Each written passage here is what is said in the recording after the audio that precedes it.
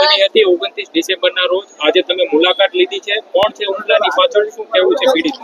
મેં નવનીતને સાંભળ્યો છે, એના પાસે બધા પુરાવા છે.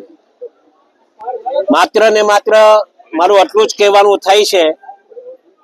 પોલીસ વિભાગને પણ આપના મારફતે હું કહેવા માંગુ છું કે સાચી દિશાએ તપાસ થાય અને જે કોઈ ગુનેગારો હોય એ ગુનેગારોને બચાવવાના પ્રયત્ન ન કરે, એ આપના માધ્યમથી કહેવા આવ્યો છું. જે કાંઈ બનાવ બન્યો છે એને સખ્ત શબ્દોમાં હું વખોડી કાઢું છું. ક્યારેક પણ કોઈ સમાજ, આખો સમાજ અસામાજિક નથી હોતો, વ્યક્તિઓ અસામાજિક હોય છે. અને આ સમાજ માટે હું કહેવા માંગીશ કે અમારા ડેપ્યુટી મુખ્યમંત્રી સાહેબ હોય, અમારા સીએમ સાહેબ હોય, સંપૂર્ણપણે આવા દાદાઓની દાદાગીરી ચલાવતા નથી.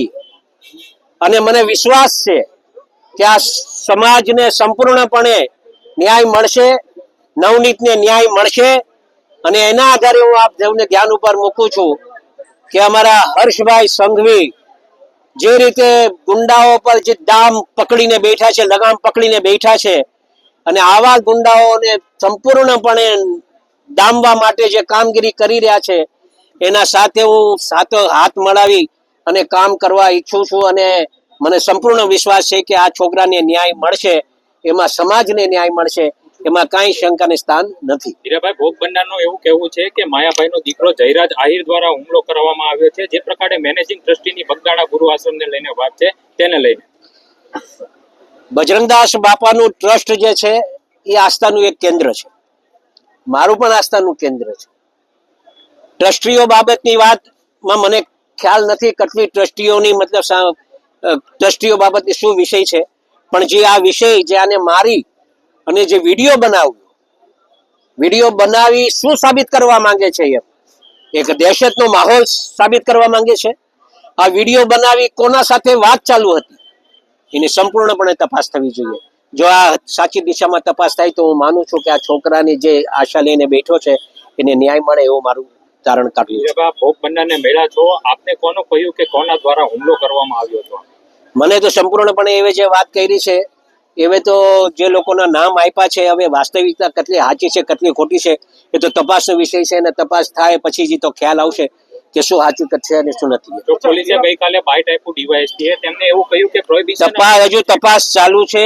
ફરીથી નિવેદન લેવાનું થશે તો અમે નિવેદન પર પાછું નવનીતનું અપાવીશું અને પાછીથી તપાસ કરવાની થવાની હશે તો એ પણ કરાવીશું. પોલીસ સામે કયા પ્રકારના પગલા લેવાની હવે માંગ ગૃહમંત્રીને કરવામાં આવશે? તાત્કાલિક એ સમાજના લોકોને કહેવાનું એવું છે કે હમણાં તો પીઆઈ જે છે એ તાત્કાલિક જે સાચી દિશાએ કામ કરવું જોઈએ દિશાએ કામ કરતા નથી. ક્યાંક ક્યાંક એને એવું લાગે છે કે એ છાવરવાના પ્રયત્ન કરી રહ્યા છે. એના માટે જો આપણે એસપી સાહેબને હું ડીજીપી સાહેબને હું રજૂઆત કરીશ કે તાત્કાલિક આ થાય તો સમાજને ક્યાંક નાનો મોટો હમણાં ન્યાય મળે એવું લાગશે. બાકી સોમવારે અમે જવાના છીએ ત્યારે હર્ષભાઈ સાથે વાત કરીશું. અવારનવાર કોળી સમાજ ઉપર જે હુમલાની ઘટનાઓ બનતી હોય છે, આપ કઈ રીતના જોવો?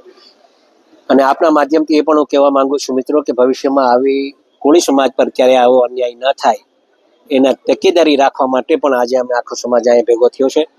આવતા દિવસોમાં અમે રજૂઆત કરી અને હોમ મિનિસ્ટર સાહેબ હોય, સીએમ સાહેબ હોય, બધાને રજૂઆત કરી અને કોળી સમાજને ન્યાય મળે એ દિશાએ કામ કરશું. નવા ડીવાયએસપી છે રીમાબા ઝાલા, તેમનું કહેવું છે કે અમને બાતમી આપતા હતા, તેવી બાતમીની કોઈ વાત છે? કોઈ ખોટી વાત છે, બધી ખોટી વાત છે. મેં અમને છોકરાઓ પાસે જાણ્યું, નવનીત પાસે જાણ્યું.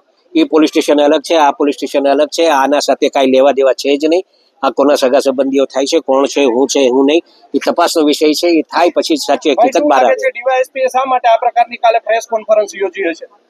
એ તો હવે એનો તપાસનો વિષય છે. એને જે તપાસમાં એને ધ્યાન ઉપર જે આવ્યું એ ધ્યાન ઉપર મૂક્યું હશે. ચાલો, થેન્ક યુ.